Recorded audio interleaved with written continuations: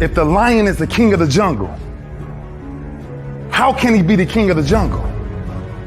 If he's not the biggest, the elephant is probably one of the biggest. He can't be the fastest because that's a cheetah. He can't be the smartest. So he's not the biggest, the fastest, or the smartest. So how does the lion become the king of the jungle? His mentality. That's the only difference of a lion and an elephant. When a lion walks up and sees an elephant, he thinks lunch. An elephant thinks run. And it's all mentality. Because when a male lion walks up, he may be outnumbered by a pack of hyenas, but I'm king of my jungle because of my mentality. What happens when you're a gazelle and you're not being pushed? You're not being prodded. You're not given a reward. Nobody's encouraging you. What happens when you're a gazelle and the lion's not chasing you anymore? You stop running. But what happens when you're a lion? When you are a lion, it does not make a difference. You realize that if your family is going to eat, that if that pack of lions is to survive, then you gotta go hunt. A part of being a beast just ain't eating a gazelle. A part of being a beast is the hunts. It's the hunt that they're excited about. They like to see the gazelles run. Then boom, they take off. Because real lions like to hunt. They love the process just as much as they love the prize. And some of y'all just want to score. You don't like the process. You're not in love with the process. A true hunter's goal is not the prize. A true hunter's goal is to hunt. That's what they live for. They live to hunt. They don't just live to catch it. It's the whole process. When you are a true hunter, you don't go by time. You go by the gazelle. When you are a true hunter, you hunt until you get a gazelle, and you don't stop until you get one. And then you get another, and then you get another, and you get another. If you're going to do what you say you're going to do, be what you say you're going to be, you're going to have to lion me out.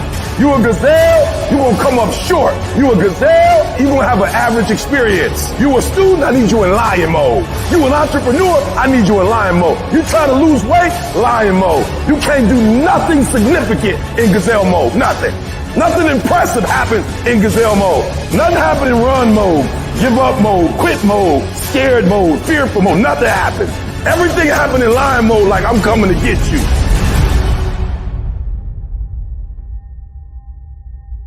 Silence where you can unleash your inner voice with authentic code. People ask me all the time why I do what I do. My vision is to shine a light on everyday people, great people, so that we all can win.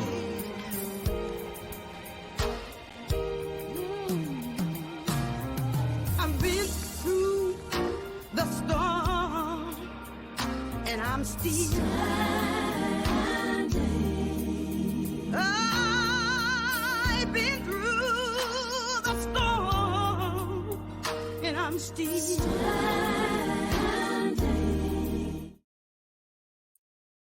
Welcome to another episode of Breaking the Silence with Arthur, Nick, and Nicole, where you can unleash your inner voice. Today's guest is very special to me. She is a part of the winner's circle. When I say the winner's circle, a lot of people might not know exactly what that means. It's a group of podcasters trying to get to the next level together collectively. We share insights, we share stories, we share struggles, we share successes. And whatever we do it together. She has been in the public service world for 27 years. 27 years. She's a veteran, 9 years. It's amazing how when you bring people onto your platform, you learn a lot of different things about them that you did not know. She's also a Delta. Yeah, I was like, go figure. I should have known that. But I am excited about having Mahogany on my platform and putting that light on her for the world to shine. She's also the host of Mahogany Speaks. If you have not tuned into Mahogany Speaks, you need to do it now. So after her promo and after her countdown, please welcome Mahogany Bing to the Breaking the Silence platform. Hey, winning, winning, winning, winning. You from the trenches, you living, you winning. You wake up and go and get it, you winning. You tryna double your digits.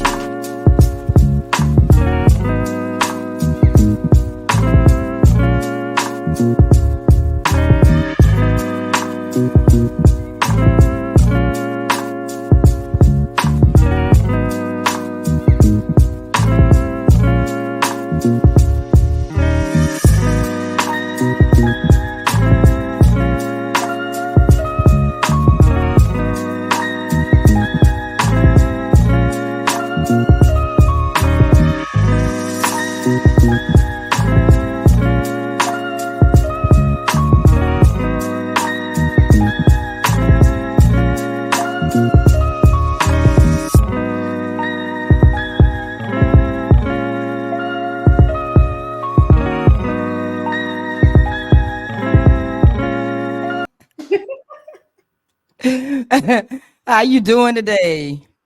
I'm good. I'm so good. How are you? I'm doing well. I'm so excited about having you on Breaking the Silence to shine this light on you. So everybody, for everybody that don't know who Mahogany is, tell everybody who Mahogany is. Well, first of all, it's such an honor to be part of the winner circle.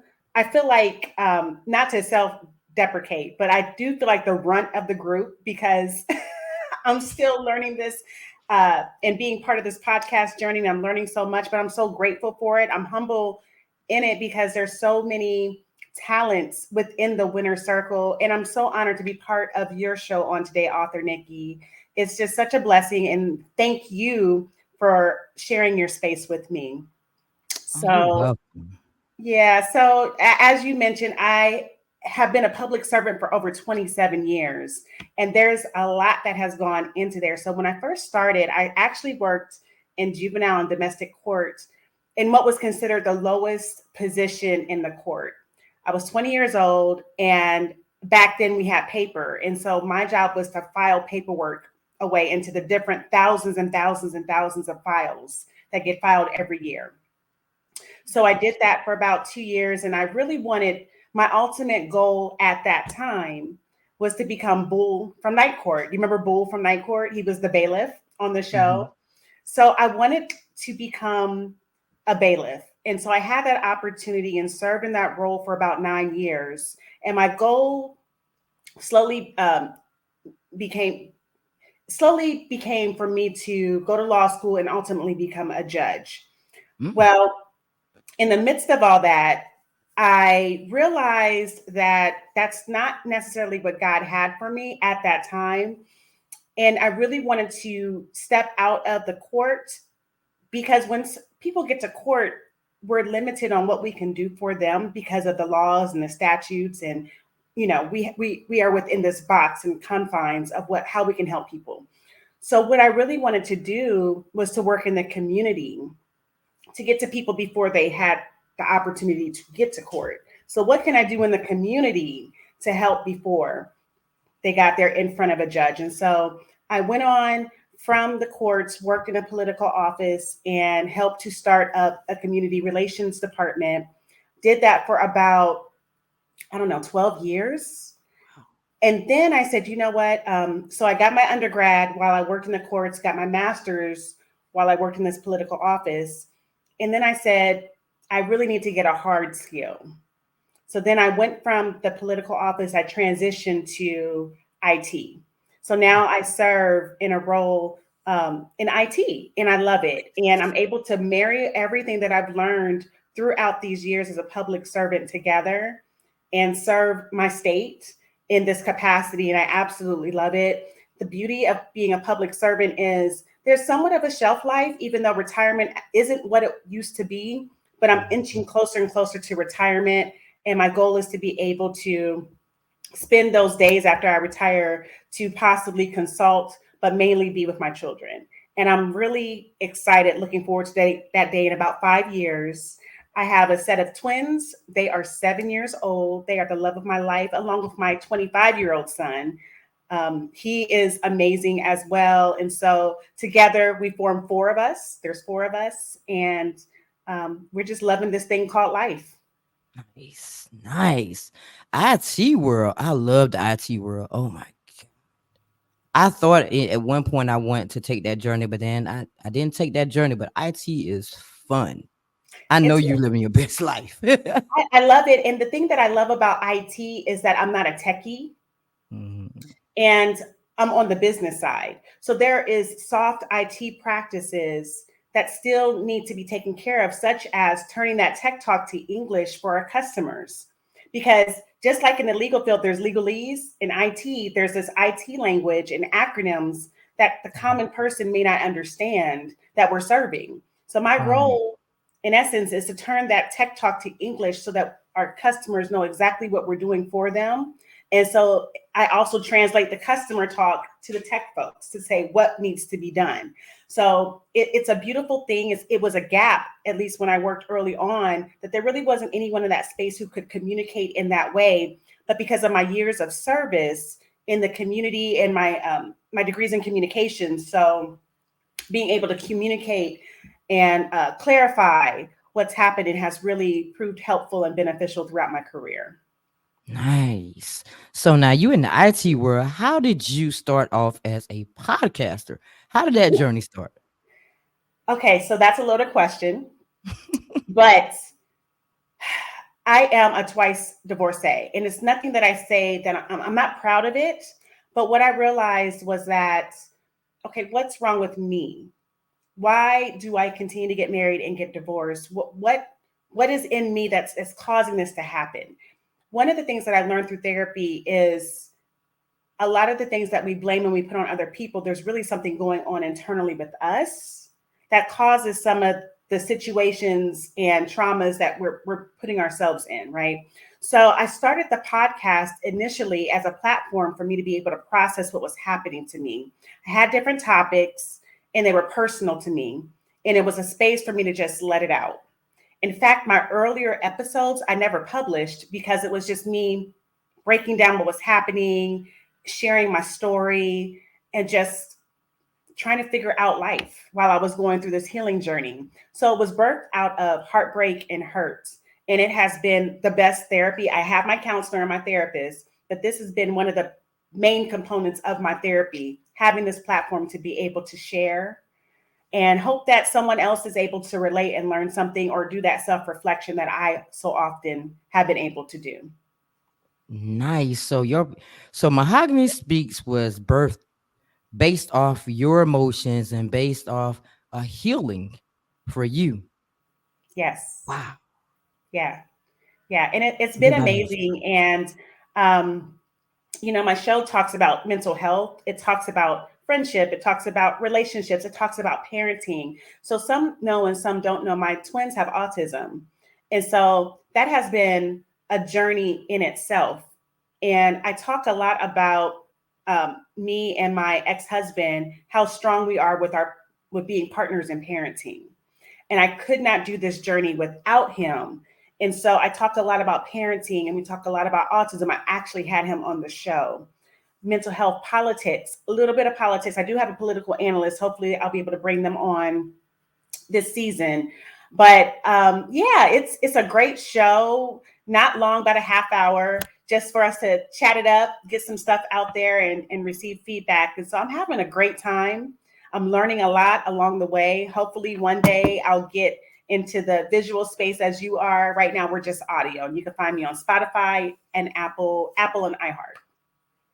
Nice. So, what is the vision behind Mahogany Speaks? What do you hope to, the message you hope to convey to your audience? So when I think of Mahogany Speaks, the vision is I want others to understand that you starts with you. And I think for me, for so long, I was depending on others to define me. I was trying to please other people. But after going through so much in life and getting burned and the heartbreak and the hurt, okay, I can't depend so much on what other people think of me.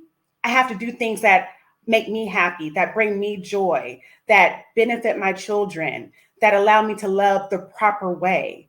So my main vision is for my listeners to understand that you starts with you, and you can start that journey any day, anytime. Once Right. you realize that, that's day one. Day one. Day one. I agree. So we're gonna take a small break and we're gonna come back and we're gonna talk about some of those challenges and some of those rewarding moments of podcasts because as podcasters we go through a lot sometimes. Yes. Walk with me, Lord. Walk with me, Lord. Walk with me. Lord, I need you to walk. Walk with me, Lord. Walk with me. Walk with me. Yeah. Yeah, yeah. While I'm on this tedious journey. All right, so let's talk about the challenges of podcasting. What do you think is the biggest challenge in podcasting? So for me, one of my biggest challenges is understanding the technology. Right now, it's not necessarily content, it's trying to figure out which technology is the best for me to get my voice out there the right way. So I've had some challenges finding editing software, which I think I found a good tool. It's just now how do I work it? So technology, and Mhm. this is what I tell people, it's not necessarily me being confident enough to get out there and talk because it's audio. I'm behind a microphone. Nobody sees me. Exactly, Um, that's easy. that part is easy. It's the technology, and I've even put shows out where the sound of it is horrible. But I also realize if I wait on learning the technology, I won't be consistent with my shows. Right. It is more important for me to have consistency and I'm going to get it right than to get it right and not have that consistency. And Exactly. I know that there are people who may disagree with that, and I'm okay with that. Everyone has their own path and their own journey. I just know me, and right now I want to strike while the iron is hot. And right now I have a lot of content and a lot of things to share, and I don't necessarily want to wait for me to have this perfect technology mastered. Mhm. So, if anything, that's been my biggest challenge is the technology. Wow. I'm getting ready to face One of that the, same thing. I'm sorry, Author Nikki. What did you say? Go ahead. Go ahead. I was just going to say that one of the biggest piece of advice that I've received from another fellow podcaster is to learn how to do things yourself. Learn how to do things on your own. It's easy for you to pay someone to do it, but then you are held captive by their timing. And that was happening for a while with me, where my shows weren't getting posted on time, no shade, but it wasn't, I had no control over it. Now I do. It's not perfect, but I have control and I'm learning every single day. So I just wanted to make that point.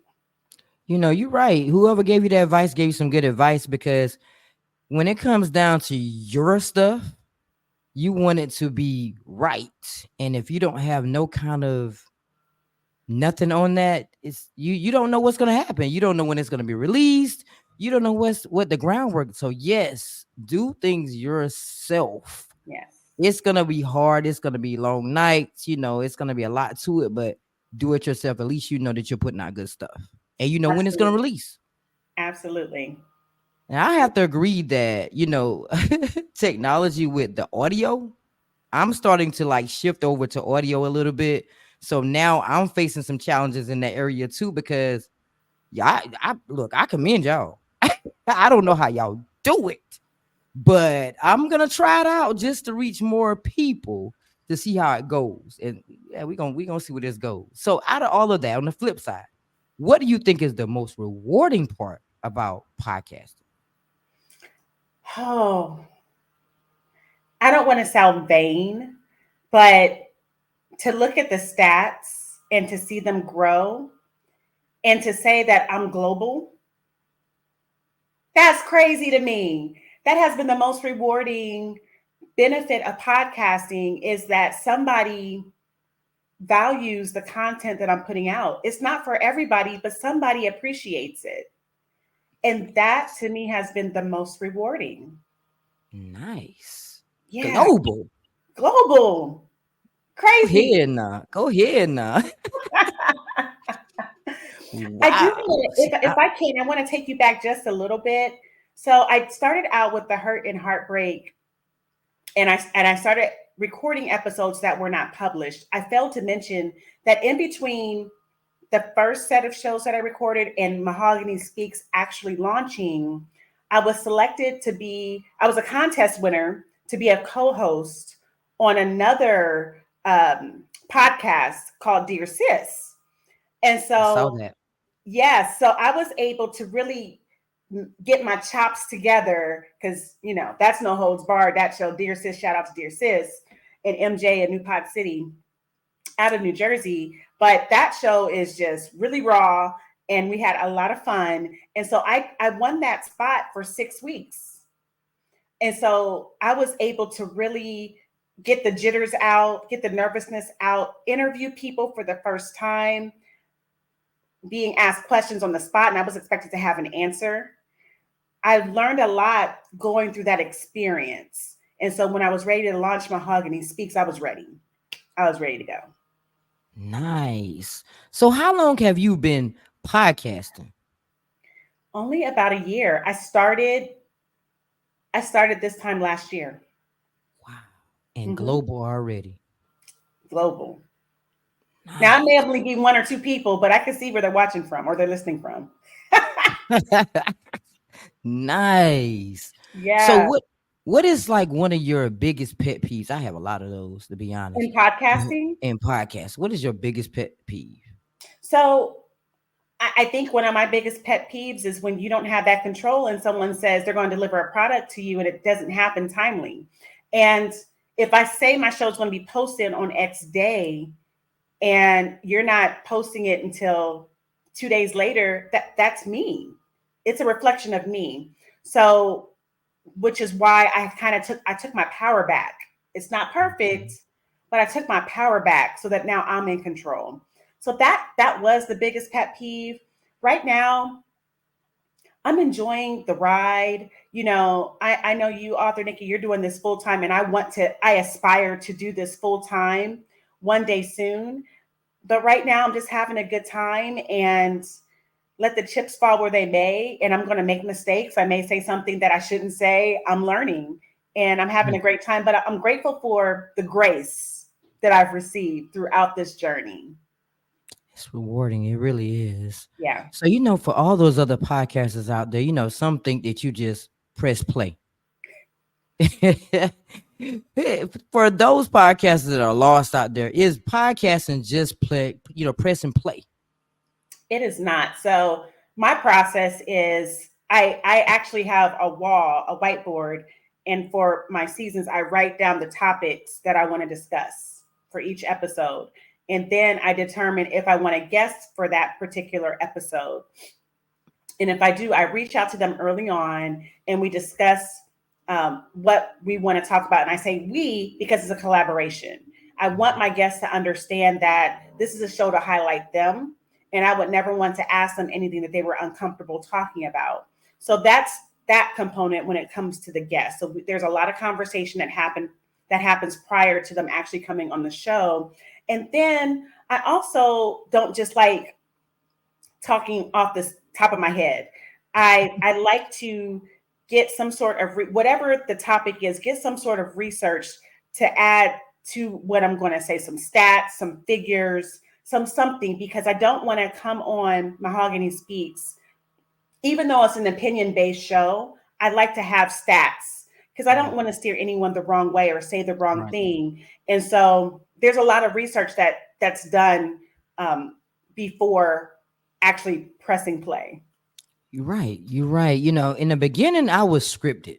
I mean, from the first word to the last word, I was scripted. Then I went to the show notes, and then I went to the bullet points, and then I was like, you know what? Somebody gave me some advice and said, I think you just need to have conversation with people. Mm-hmm. I don't think you need the show notes. I don't think you need the script. And I'm looking at him like, you crazy? Can't do that. So I can really say that since I have been not scripted, I feel free. Yeah. And it just allows me to really be my true self with my guests. I still do the research. I still study my guests because the only way it's going to be a good episode is you got to know who your guest is. Right. You still have to do the research. You still have to study, but you still can have a conversation too. On top. Absolutely. One of the criticisms that I received early on was that someone said they could tell I was reading. Mhm. That's like the worst criticism anyone can give you because it's not authentic. Right. Now, if Exactly. I'm reading a quote, that's different, but I'm very careful about how I'm coming across. But I'm with you. And to be honest with you, I've never used show notes, but maybe I should because maybe my conversations will be a little bit more orderly in a way, maybe like bullet points. Mhm. And I do have bullet points. I have questions that I'm going to ask, but I don't ever want to sound like I'm reading off of a paper to ask a question. I do want it, to your point, be a conversation, not necessarily an interview. Right. Right. And that's it. And when I took the feedback and I was like, you know what? He might be right. You know, he said, and then your interviews will be longer, they'll be more meaningful. He said, because your platform is not a bad platform, just have a conversation. Yeah. So I was like, okay, all right. So I'm trying it out. We're gonna see how it goes. But you have a gift, author Nikki. You bring things out in people and you created such a safe space that people want to share and talk, where maybe normally they're closed off and don't necessarily talk as much. You've created such a soft and safe space for people who want to come on and just share and talk. You're probably going to have to cut my mic off. Man, thank you so much. And you know, that particular guest actually prayed for me before we went on the actual appearance. So I've been behind this mic experiencing so many things with these guests on the backstage end and just loving it, loving it. Yeah. So You're the best at it. So kudos to you. Thank you.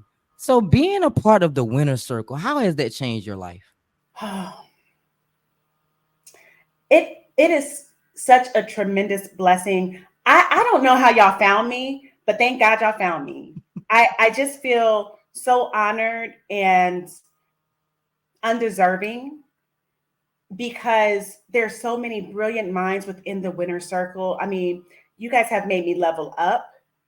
And I'm just trying to not necessarily get to where you are, but just to be able to have those intelligent conversations around podcasting that you guys are able to have. Y'all be throwing out acronyms. I don't know what y'all talking about half the time, but I'm there.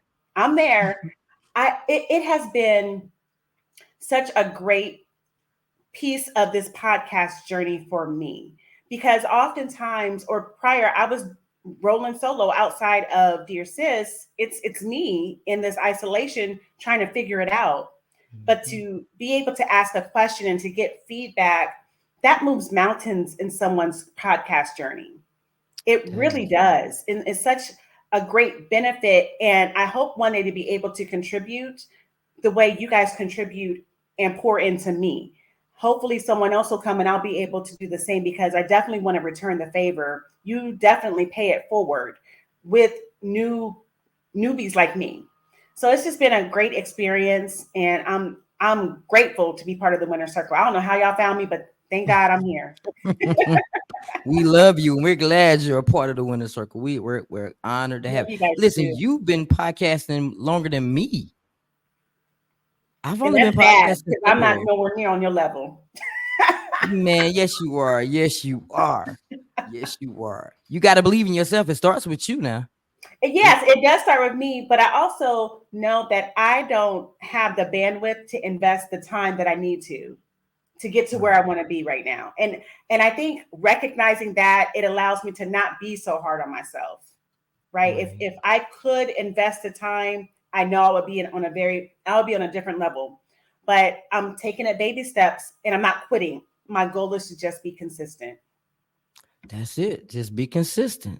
So Yeah. we're going to take our last break and we're going to come back and talk about you and what you do outside of podcasting. You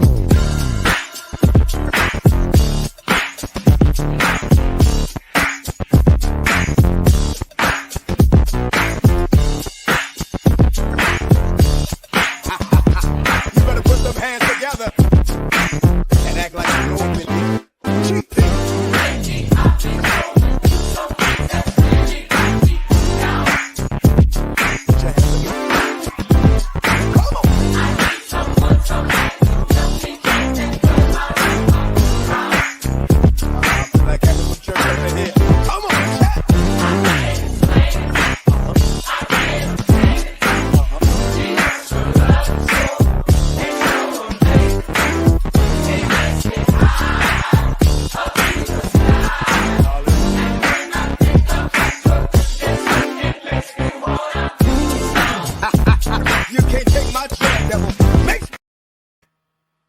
I love that artist. I have been binging on his music. I love him. He's amazing. You got tell me since you mentioned his name, I subscribed and I've been just listening. Man, I don't know where you found him from. How did you get into his music? I have no idea. He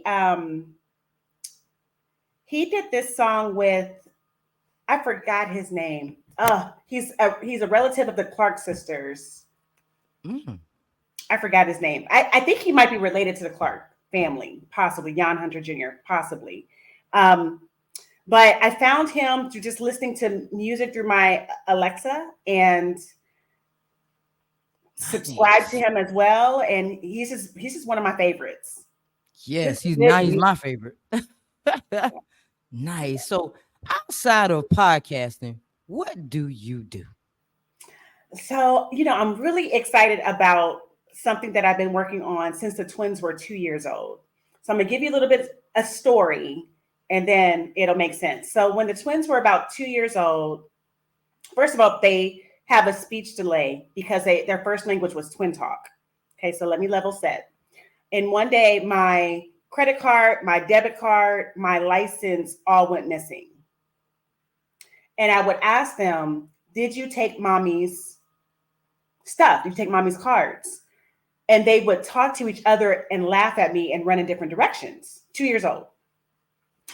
So one day, and they were gone for like 5 to 7 days. And I remember saying, okay, if I don't find these items today, I'm going to have to go and get a new driver's license and shut off all my credit cards or whatever. I don't even know why it took me 5 days to do it. But I said, I just need to find this today. Found out they stuck everything through my fireplace, the vents in my fireplace. I don't know what made us look there, but they were there on the floor. Wow. And they would just talk to each other, look at me and laugh and walk away. So in addition, they drink, and to this day, they dream sometimes the same dreams. And I can tell that they're dreaming the same dream because they're talking to each other while they're sleeping and I can hear them. So that gave me the idea to write a children's book called The Adventures of Aaron and Tyler. And another piece to that is I don't want to attribute this because they're autistic, but the books that they were able to read when they were smaller were rhythm and rhyme books, like Brown Bear, What Do You See? All those Eric Carle books.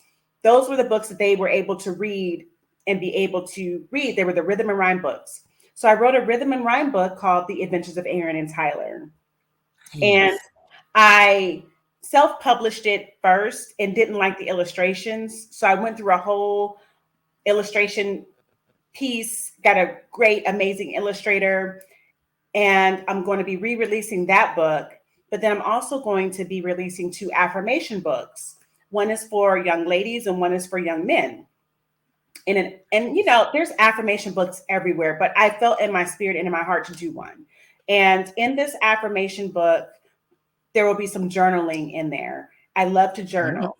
It's one of the ways that you can really release what's happening to you or with you, great things, negative things, what have you, in a day. And it also helps you to reflect years down the line where you were at a particular time in life. mhm. And so in this in both of these affirmation books will be journals in there. So those will be released soon. So that's one thing that I've been working on. Those who know me know I love the gym. I love going to the gym. I just think that for me, it is really part of my mental health journey. One of the things that I really want to talk about one of these days is how our hormones really impact our emotions.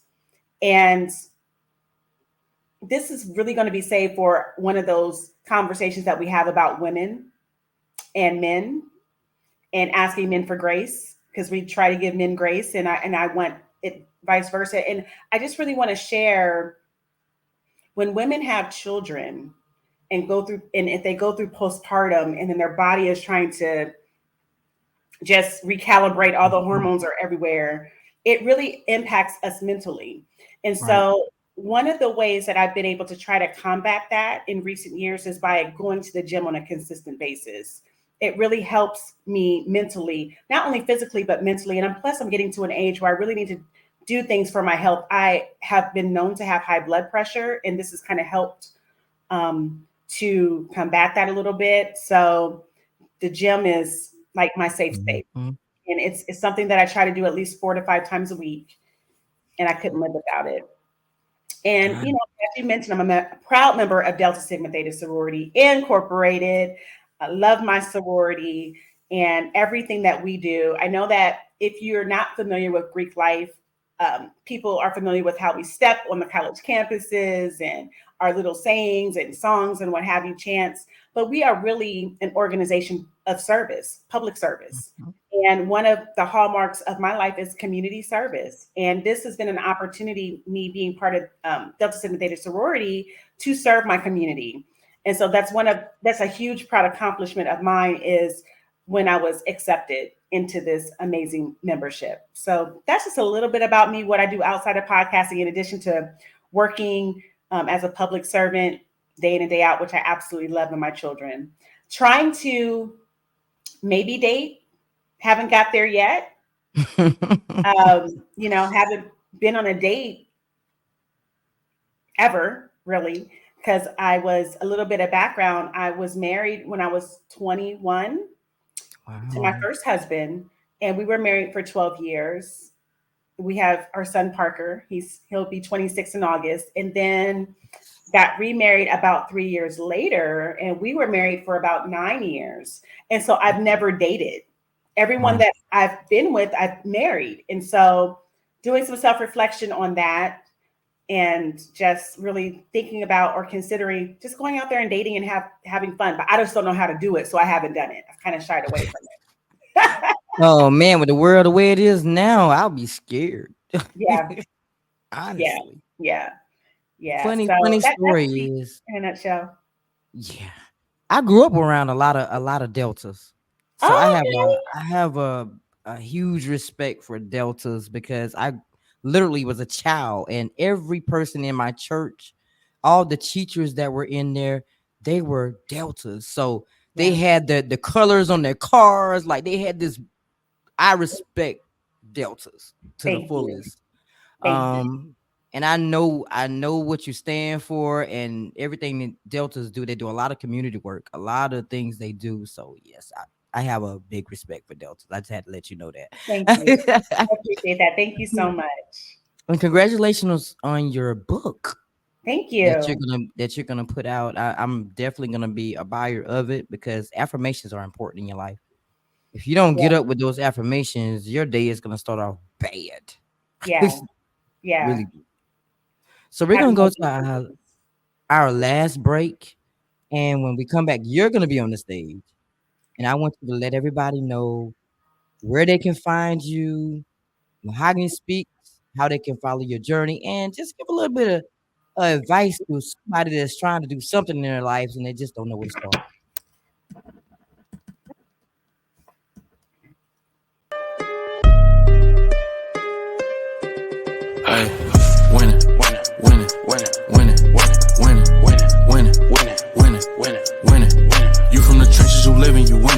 wake up and go and get it, you win it. I'm trying to double your digits.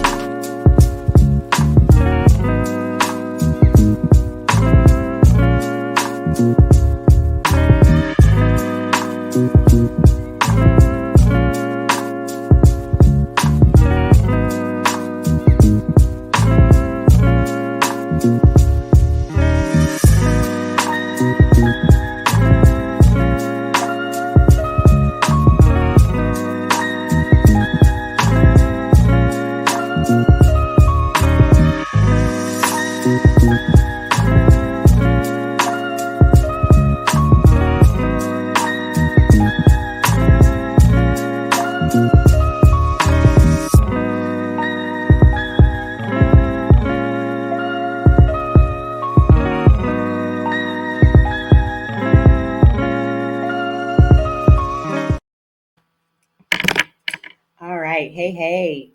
Thanks again for having me on today. So, if you are looking for Mahogany Speaks, you can find me on Spotify, Apple, and iHeartRadio. In addition, I'm on IG and Facebook under Mahogany Speaks, and my website is mahoganyspeaks.show. One more thing. If you are looking to start a podcast, the best advice I can give to you is to just be yourself, lean into it, be authentic. It can be a little daunting, and I am a person who is very nervous behind the microphone, but don't be nervous. And not everybody's going to be for you, and that's okay. You are for someone. So just get started and be consistent. God bless you, and thank you again for having me, Author Nikki. Awesome. She said one more thing. That was funny.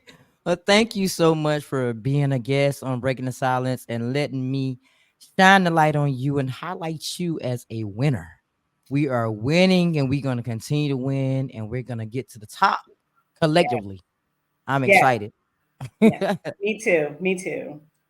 And thank you so much for everyone else that's out there that's tuning into this episode with me and Mahogany. Y'all have to make sure y'all follow her journey. I'm telling you, take it from me. I've chimed in and started listening to her episodes, and I'm waiting for the next one to come out, and she ain't put it out yet. I'm upset. So make sure y'all follow her journey and support her as a podcaster. We have to learn how to support each other so we can get to the next level, so we can win collectively. And the Winner Circle is just that. A group of podcasters that want to get to the next level, striving to be better each day. Trust me, it's not an easy journey, but when we do go through things, we confide in each other, and we tell each other, what's going on, whether it's a loss, whether it's a win. And then somebody in that circle is going to be like, you know what, get up, or somebody's in that circle going to give you some type of advice to get you to the next level. So when I say Winner Circle, you'll know exactly who they are and what we stand for. So today, remember, no matter what the dream is, it's free. But that hustle is sold separately. So continue to shine the light on people. Continue to be the person that you are. It starts with you. So y'all have a great day. And tell somebody you love them today. And continue to break the silence with Arthur, Nick, and Nicole. 60. There's levels to this. 70. There's levels to this. 80. Levels. 90. Levels. 100. Levels. 120. I worked hard. Too hard.